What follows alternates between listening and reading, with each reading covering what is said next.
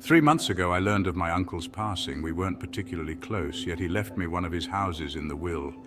At the time, I was grateful, but planned to sell it off as quickly as possible. With my wife at home and newborn twins, I didn't need another thing to manage.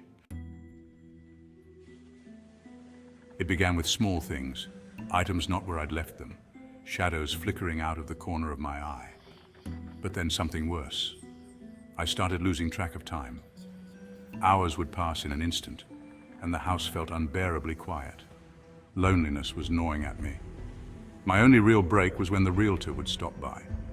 But that changed one day when the neighbor visited, an older woman who brought over a golden retriever named Buster. She explained that she'd been dog-sitting while my uncle was in the hospital. At first, Buster's presence was a comfort, but he was uneasy. He avoided the upstairs like it was forbidden ground. I didn't mind.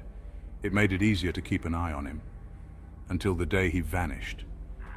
One moment he was right behind me as I was getting a treat from the pantry. The next he was nowhere. I searched every room. Somehow he had disappeared from a locked house. I checked the neighborhood and was considering putting up flyers when I returned to find him waiting inside, looking at me like nothing had happened. Nothing had. I brushed it off, got back to work, but things in the house kept getting darker. I'd be on calls, then suddenly it was night and I hadn't eaten or moved in hours. My own health was slipping. Buster started whining more often, seeming to sense something I couldn't see. And then it happened, a loud bang from upstairs. Buster bolted toward the noise, up the stairs he usually avoided, and there he stood, frozen outside the bathroom door, which was wide open, even though I knew I'd closed it. I followed him up, pan in hand, to find the bathroom empty. But something wet and sticky covered the floor. I reached for my phone to see better, only to drop it when the light revealed the dark red stain pooling around my feet. The police arrived, but they claimed it was just rust-colored water. They laughed it off, but I was rattled. Later that night, I found the first message in red letters on the hallway wall. It said, "Losing your mind?"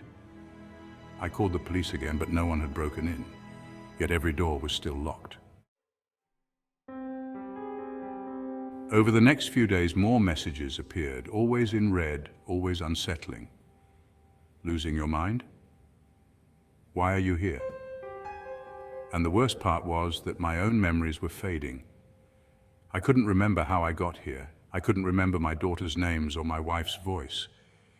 Just as I was about to leave, the front door wouldn't open. I tried the back, and for a moment I thought I'd escaped, until I realized I was back inside on the same couch, as if I'd never moved.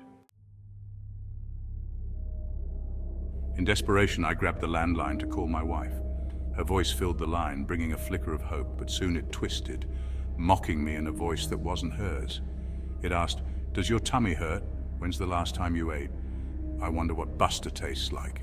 I slammed the phone down and ran to find Buster. The hallway stretched on forever, but I reached the stairs. I could hear police at the door calling my name, but then a woman's voice, pretending to be my wife, said I was resting upstairs.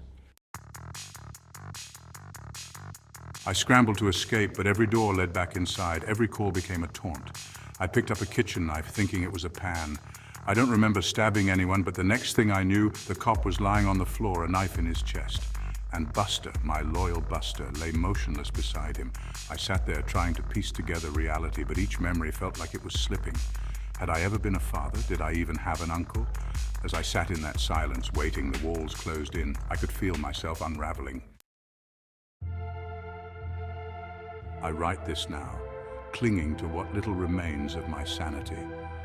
Every time I look away from the screen, I lose track of who I am. My hands tremble, my mind blurs. This isn't a suicide note, at least I don't think it is. But if I stop writing, I don't know what will happen.